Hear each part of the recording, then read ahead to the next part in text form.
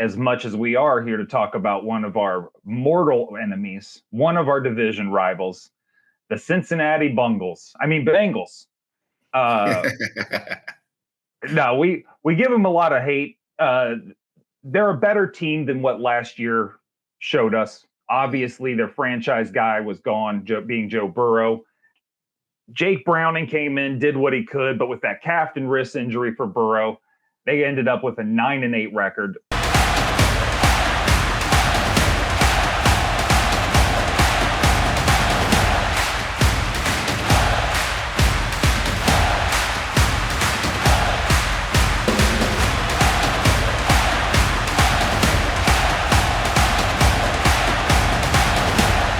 Welcome to Six Rings and Counting. I'm your host, Corey Idle, and joining me as always, doctor, lawyer, professor, philosopher, Mr. Lou Willard, the heart of Pittsburgh himself.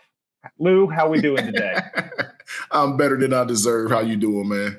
Good. How's the road? I know we've recorded a couple shows here remote, mainly because Lou is on the road scouting for the Steelers. Lou, what are we seeing these days? I tell you what, we're loaded. It's AFC Championship game or bust at this point in time, but we'll see what happens when training camp starts. I like it. Well, unfortunately, we're not here to talk about the Pittsburgh Steelers as much as we are here to talk about one of our mortal enemies, one of our division rivals, the Cincinnati Bengals. Bengals. No, we give them a lot of hate. They're a better team than what last year showed us. Obviously, their franchise guy was gone, being Joe Burrow. Jake Browning came in, did what he could, but with that calf and wrist injury for Burrow, they ended up with a 9-8 record. Lou, I got to say, I think with Burrow, they might be on the same track this year, given how rough this division is. The first thing I'll say is my man Jake Browning made himself some money. When his contract up, somebody's going to give him a chance to start. Mark my words. He did not embarrass himself at all. No. He played very well. It was not his fault they did not make the playoffs. No, clearly it was the long list of players that the Bengals let go this year. One of the biggest problems the Bengals are going to have in this division, and we touched on it. If you please go back and check out our episode where we did our coverage on the Ravens. You look at it, the Bengals are the least physical team in the division. Yeah. And I know their fans are going to hear this. Our producer's a huge Cincinnati fan. I know he's not going to agree with that either. But at the end of the day, it is what it is. That's kind of hard to argue. They have Trey Hendrickson. They have a solid defense, but they're just not as physical as everybody else. And most of that is from the offensive side of the ball. All they want to do is throw it. They're the only team in the division that don't want to do nothing but throw it. So this is where they're going to come up short a lot of times this year in their division is these teams that are going to run the ball at them. Pittsburgh, Ravens, Browns, all going to run the ball at them. And as long as they're doing that, guess who's not on the field? Joe Burrow, Jamar Chase, and T. Higgins. All going to be standing over there, fresh as a daisy, watching the game as they give up 35 minutes of time of possession in the game. And they're going to be playing from behind, which they don't mind because they're going to throw it anyway. But you mind being behind, but you get the gist of what I'm saying. Yeah. And basically, if I know for a lot of Bengals fans, they don't understand football. So to break down what Lou is saying into something more of what you could understand, a lot of these teams in the AFC North are like those hard-hitting beers, right? As the past blue ribbon. At Natty Ice, you got some, some trash up in Cleveland, lake water. And then you roll down to Cincinnati, and you guys are more of a seltzer.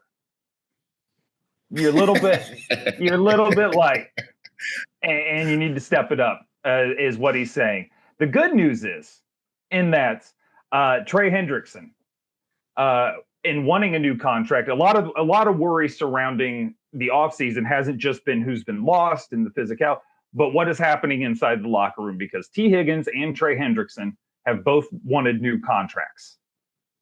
T. Higgins has been a little bit more vocal in how he wants his contract, where Trey Hendrickson has basically came out and said, according to Lou, 3 minutes before the show started, that this is why Lou's out there scouting these guys. So 3 minutes before the show started, Lou let me know Trey's not going to cause a problem in that locker room. No, he's not. He came out, and keep in mind, he just signed that new deal that he got in 22 or 23. His contract is not that old. T. Higgins is in their franchise tag. And, and Trey Hendrickson said, he and his wife went home, talked about it. He even said they're set for life. I mean, evidently he's been very good with this money, which I hope all the players are, I really do. Even though that's not going to be the case with everybody. But this young man appears to have done right with his contracts, and then is the one new when he signed. But he does want another contract. He's in a division with Highsmith, who I think makes more money than him now. Alex Highsmith for the Steelers, not to mention Watt and Garrett. So he feels like he should be paid with those top two guys. And he should be paid more than Highsmith if he's not already, which I don't think he is, but I could be wrong. But the thing is, he said, I'm going to come to camp. We want to win a Super Bowl in Cincinnati. And the team is bigger than me or my contract situation when I'm already set for life anyway. He said, but I do want paid. He said, but I will not cause a problem. That this will not be a distraction to our team. Now, on the other hand, we have my man T. Higgins. Totally different situation. This is his first big contract opportunity. So, of course, he wanted paid. Who can blame him? He feels he's every bit as good as Jamar Chase and Justin Jefferson, Brandon Ayuk, all these guys Brandon ain't got paid yet, but the other two, Jamar Chase been paid. He just ain't got the contract yet. We know he getting paid. But nonetheless, he wants top receiver money, and his other teams are figuring out how to do it. Why can't Cincinnati? The Dolphins figured it out. They just gave Waddle. If Waddle got what he got, what should T. Higgins get? They both throw the ball all the time. He's a better number two than Jalen Waddle, my opinion. I mean, people might disagree. That's fine. That's what we have conversations for. But so he's got to get more money than Waddle. The Dolphins figured it out. The Eagles figured it out when they gave Devontae Smith all that money. Who would you rather have, T. Higgins or Devontae Smith? These are all serious questions. Worst you could say is they're all three the same. Well, then pay him like it. Yeah. Pay him like they all the same. So you're going to tag him this year, and he's getting what, $21 million guaranteed? Guaranteed, hell or high water. That I think is $21 million coming. If they tag him in next year, which they can, they're going to owe him that plus a percentage of what would be 38 million or whatever. All the numbers moved, but it's going to be in the 30s millions of, is what he's going to be making.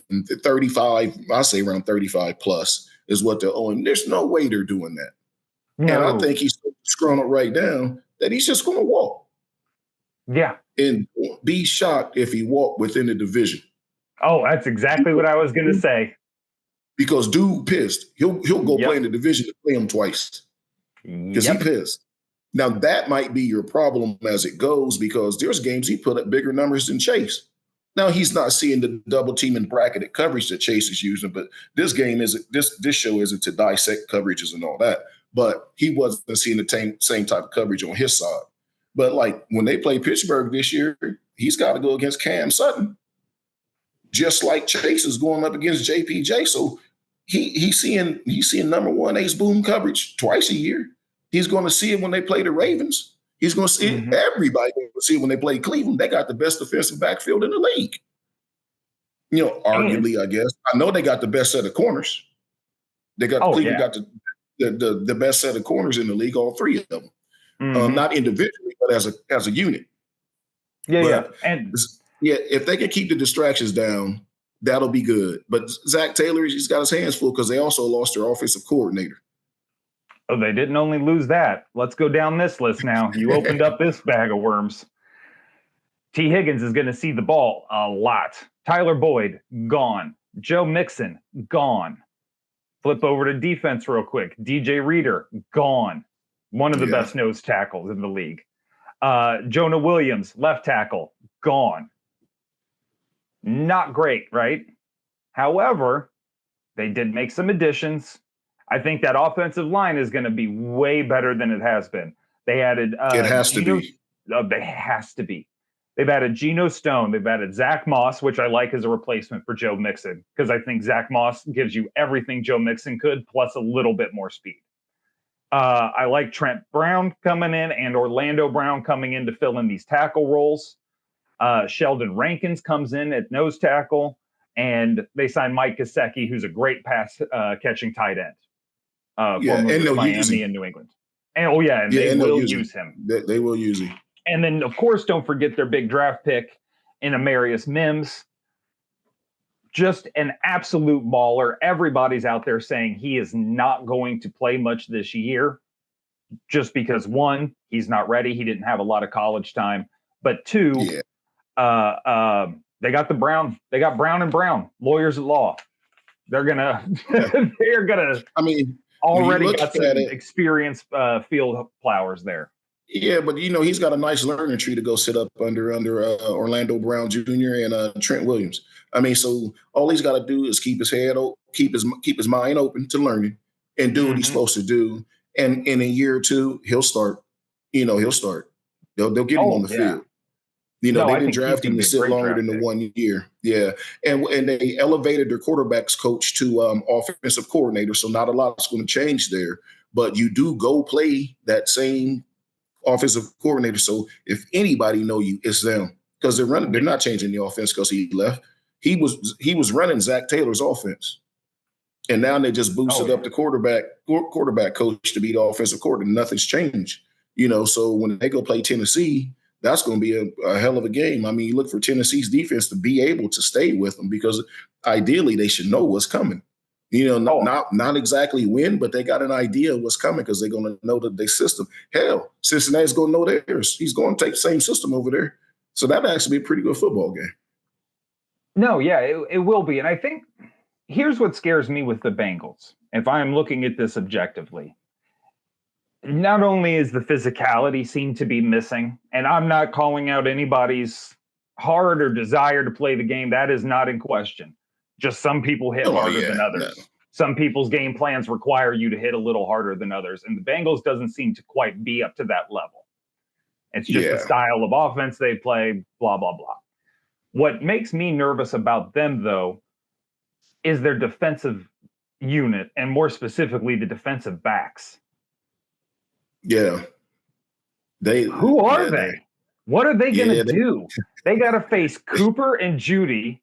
They got to face Flowers and Andrews. And then they got to face Pickens and Freiermuth, Najee and Warren coming out of the back. That is a mess if I am a defensive backs coach in Cincinnati. I am terrified of having to do this, 6 times this year? Yeah, and while stopping the run. So you just can't play a nickel. Yeah, I mean, you got to come up and defend the run, or these teams won't throw the ball on you. They'll just run over top of you. So, and that's the biggest thing with them, as far as I'm concerned, is their physicality, because they're not a big time of possession team. So it's going to put their defense out there a lot, because Cincinnati will score on you from anywhere on the field. Mm-hmm. You got to keep them from getting hot. If they get hot, then the whole division is in trouble. You got to pressure Burrow, make him move.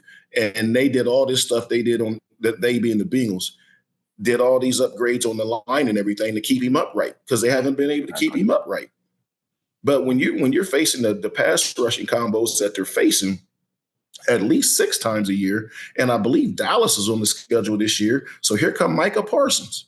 Mm-hmm. I mean, there's no breaks coming. I know they play the Raiders. Max Crosby's coming.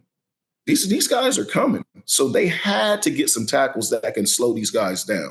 They're going to have to keep a tight end in. So that's what I'm saying. Now, see why T. Higgins won his money. They got to win. They got to win one-on-one battles. They got to win double coverage, the bracket coverage. I mean, they have to produce, because how long is that line going to hold up? Oh, yeah. No, it's.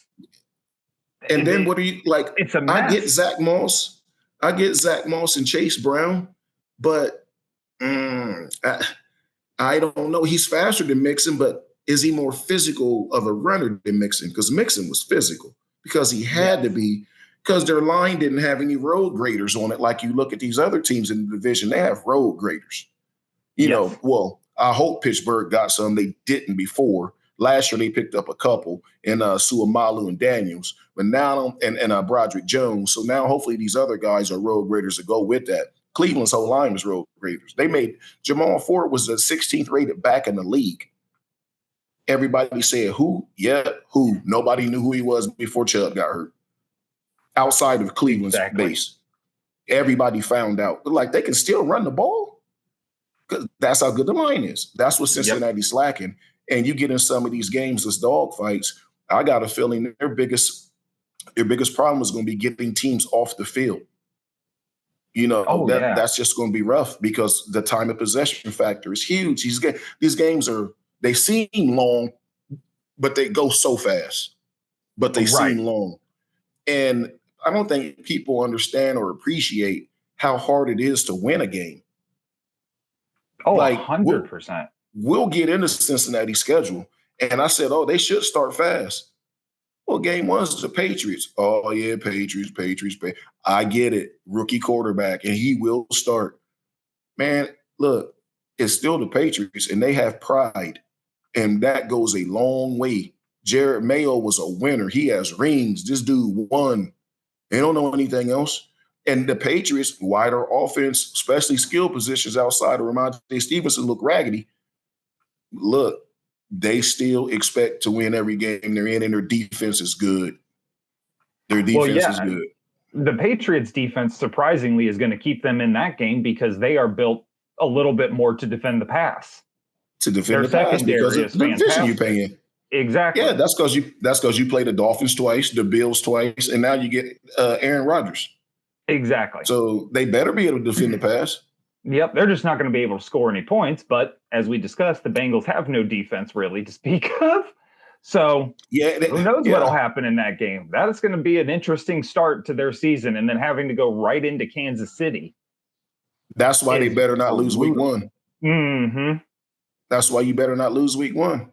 As we spoke in the Ravens show, you can't start slow in this division and expect to catch up. If you start 1-4, 1-3, you're playing for a wild card spot. Yep. And as we just here's what's interesting in the last show, we talked about how rough this is going to be because the Ravens start the season with Kansas City. Bengals follow that up immediately afterwards, right? Go into Kansas City.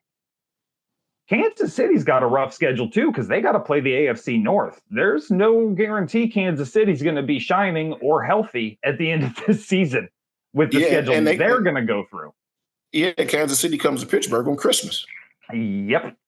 Yeah, Christmas Day. Yeah, so that's going to be a rough game for them. But anyway, back to Cincinnati, back to the Ohio River. After Kansas City, they get Washington at home, and then they got at Carolina before they get Baltimore at home. See, this is what I'm saying. They better be at least 3-1. That's anything less than 3-1 with that schedule, they're off to a slow 2. I even mean 2-2. You can't be 2-2. No. Only team on that schedule that should beat this Bengals team is Kansas City. Yep. And they can beat Kansas City. Joe Burrow has a winning record against Patrick Mahomes. Mm-hmm. Yeah, I think he's the only quarterback currently in the league that has one. Yeah. So they can they win in Kansas City. They've won in Kansas City. That's not going to be too daunting for them. They have to start at least 3-1. Because then Baltimore. Well, here you go. Yep. Rough game. Then what's that? The Giants. Everybody should beat them this year. But then Cleveland, Philly. And it's rough. It's and rough. This is like the 15th. This is the 15th easiest schedule in the league. Yeah, so it's the middle of the pack schedule. I was looking at this schedule a little bit before we started recording today, and I thought somebody hooked these guys up, and it's not because of the opponents they necessarily have, because divisional opponents, you're all pretty much playing the same people at some time, but the way their schedule is laid out is very cozy. They're not away from home very long at all. I think they have one stretch where they play away 2 weeks in a row, then they're home the next 2, then it's every other week after that. Yep, that sounds about right. And looking at it, I mean, This stretch, though, you go starting towards the end of October. You start at Cleveland, then you're home for Philadelphia, home for Las Vegas, at Baltimore, at the Chargers. Then you get a bye week, and then you get Pittsburgh at home, and then at Dallas. That stretch of games is brutal. I don't care if you're home or away. That is because brutal. Their home game against Pittsburgh is a neutral field game for Cincinnati. I've been to that game quite a few times. Yeah. I've been there when it's been 60-40 Steelers fans. Mm-hmm. I mean, but the worst I've ever seen, it's like a neutral field game for Cincinnati. And I toot our own horn. We travel well. I mean, it's got to be the best traveling fan base in the country. I mean, then I would say you got Dallas because I've been, seen them play. San Francisco, Green Bay, those fans travel really well too. Raiders fans travel well. So that's coming off a bye. At least they got it at home. But what happens? Pittsburgh typically wins in Cincinnati. Cincinnati typically wins in Pittsburgh. But, they come out of that. And then what do they have? They're let's say Dallas. And then they're at Tennessee against the former offensive coordinator late in the year. Then you get what? Cleveland? Then Cleveland. Yeah, you got Cleveland. Everybody should beat up on Denver this year. But then here we go again. The last week of the season in the AFC North is going to be special because this game against Pittsburgh in Pittsburgh could be for the division in a home playoff game, or it could be the 7th seed in the playoffs. Yep. Win the division. Both teams could already be in and still have to play to win the division. Both teams could be needing to win to get in the playoffs. And then the third scenario, they could both be in with no chance to win the division, so nobody plays because they're already locked in. It's crazy.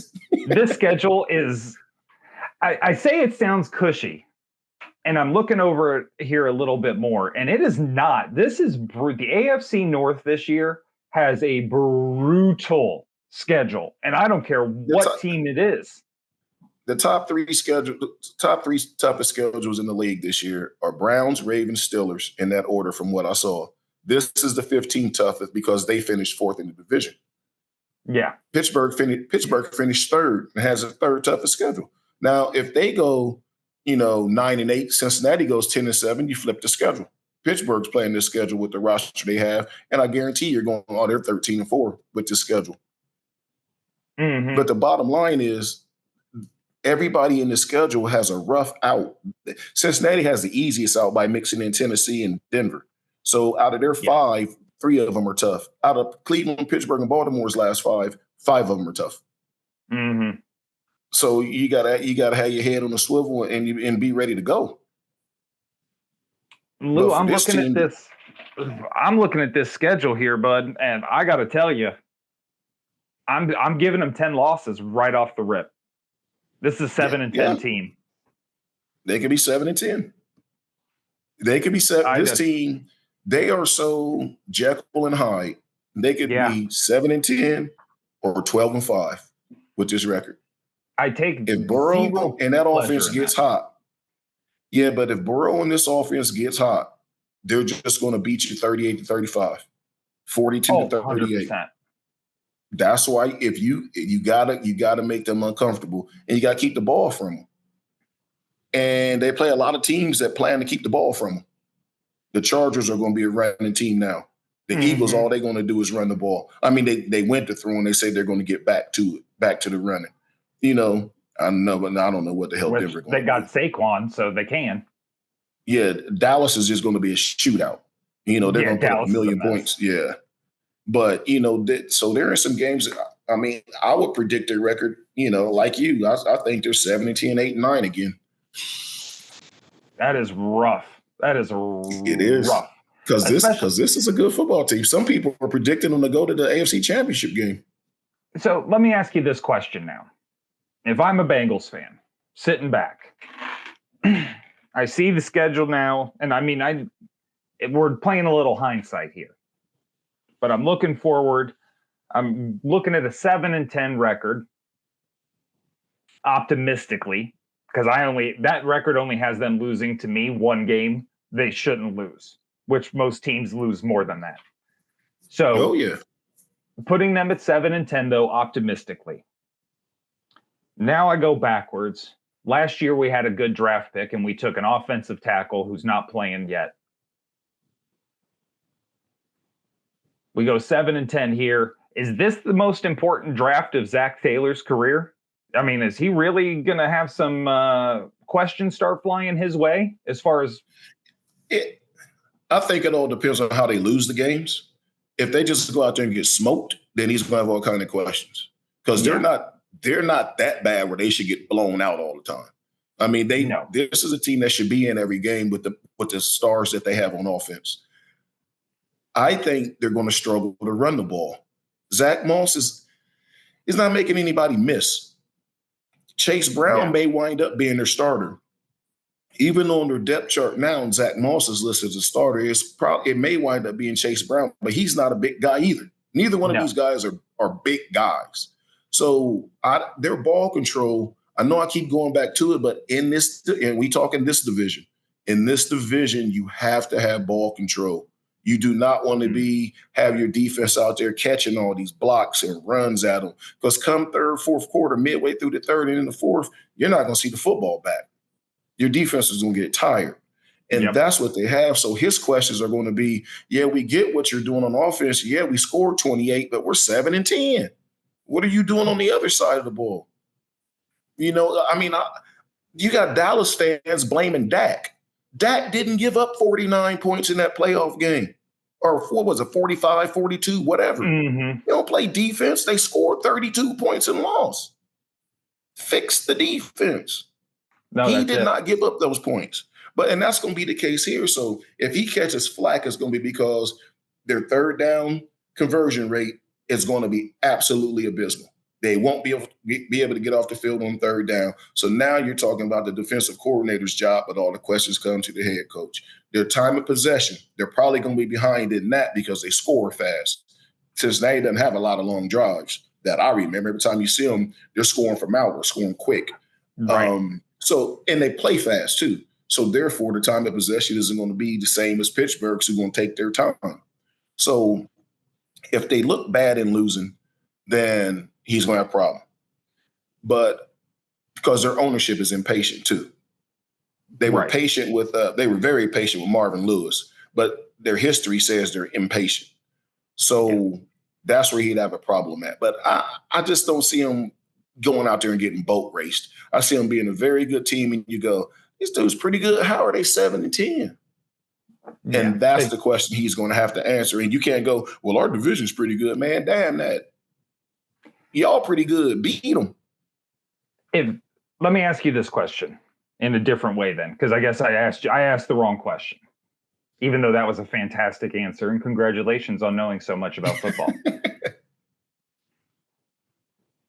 If you're Zach Taylor right now, you have the hindsight, you're looking at your team, would you like that draft pick back and maybe take a defensive player instead, where no team has taken a defensive player and you could get Dallas Turner rushing off the edge at the same place you drafted Mims? Would you rather get one of these cornerbacks you could have snagged that could have helped your secondary out? Absolutely not. And I'll tell you why. You just gave the quarterback $275 million. You have to keep him upright. They have not been able to keep him upright. And I know somebody's going to go, yeah, but this kid ain't playing. I get it. But Joe Burrow's going to be there next year too. Right. So is this kid, and he will be playing. So draft him and then take another one next year, even though they'll probably have to take a wide receiver depending on where they pick because T. Higgins is going to be gone. But you see what I'm saying? Yes, I get Dallas Turner, but you got Trey Hendrickson out there. Their defensive line is not bad. They just lost when they lost the two safeties and all that did not help them at all. Last year that did not help them. It's not helping them this year either. Maybe one of those young fellas can step up and perform, which that's what they're hoping. But I wouldn't have took Dallas Turner from them. I take the best lineman available because you are going to need him because injuries happen all the time. I mean, people might change their mind if Dallas Turner goes out here and gets. I don't even know who drafted the young man, but if he's out there with 12 sacks, we should have got him because our guy's standing over here. Green Bay cried about that for 3 years. Guess who's crying about Jordan Love now? Nobody. Nobody is crying about Jordan Love. No. Everybody cried about it for 3 years. That's my point. You draft what you need. They need linemen. No, that's a great point. That is a great point. I'm glad you went that route with it, because it gives me the opportunity as we end the show to say, Dallas Turner, Lou says you ain't shit. He still wouldn't draft you. Damn. You'd still be sitting in that draft room if Lou had the chance. And now Lou doesn't get a chance to. Not exactly. We gotta go. We gotta go. We gotta go. For Lou Willard, who loves Dallas Turner and respects him very much, I'm Corey Idle. This is Six Rings of Cali. We'll catch you next time.